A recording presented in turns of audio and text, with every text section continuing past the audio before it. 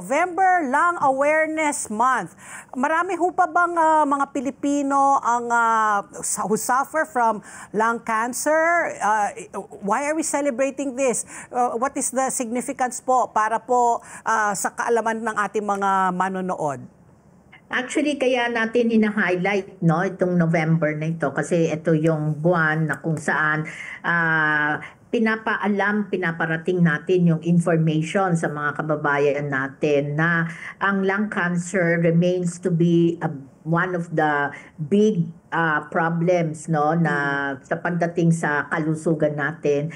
And in fact, pagdating sa number one na dahilan ng pagkamatay sa cancer, ang number one cause of cancer death ay ang lungs, in both sexes yan, in both sexes. Kaya malaki, malaki. That's about doon sa datos na nakuha na makikita natin nakatala sa WHO ay nung 2022 ay 12% ang rate ng mortality natin pagdating sa lung cancer. 20% po na nagkakaroon ng lung cancer namamatay po. 20%? 12%. Sorry, 12%. Okay. Okay. Pero may nagsusurvive naman din po. At paano po sila nakakasurvive? May nagsusurvive, ang pinaka-importante para makasurvive ay ma-detect natin, Kaya itong celebration natin, it's not really a celebration, but it's really more of to commemorate yung araw. Ang pinakaano natin is lung cancer screening. Kasi screening, ibig sabihin, kailangan ma-screen natin yung mga tao na may mga mataas ang risk factors sa pagkakaroon ng lung cancer. Kasi nga, ang pinaka-importante para ma-save natin ang mga kababayan natin from dying from lung cancer ay ma-detect natin ng mas maaga at magamot ho natin, Kasi yun lang ho ang paraan. In fact, by experience, sa mga pasyente, basta pag nakita natin ng maaga, actually pwede silang mabuhay and they can actually die from other problems, Iba ang nagiging dahilan ng pagkamatay nila. May pasyente nga ako, 70 years old na nung makita natin ng lung cancer, pero very early pa, stage 1. Wow. Alam mo, namatay siya, naagapan natin, tapos namatay siya, alam mo kung anong edad? 90 years old. Wow. So, doktora, ang lung cancer ba automatic dahil po sa paninigarilyo? Pwede ho bang magka-lung cancer na hindi ka naman nagsisigarilyo? Ano ba yung primary cause ng lung cancer?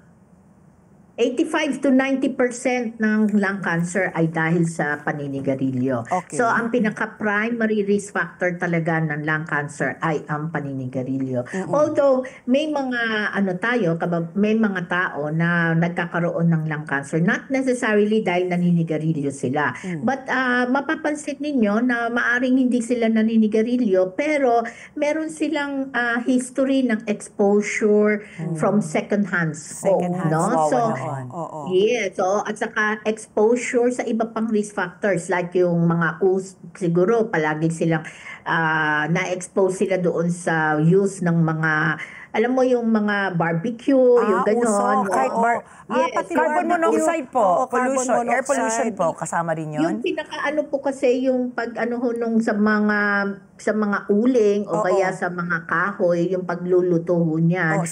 Bukod doon sa pollution ng madudulot, meron po kasing kasama doon sa usok na yan, mga cancer-causing agents, Kaya malalangkap po ng tao. Kaya yung mga individual na palaging exposed sa ganito ay maaaring magkaroon din ng lung cancer. Okay. Doktora, di ba gusto nga natin ma-early detect sila? Meron po ba tayo mga senyales o symptoms?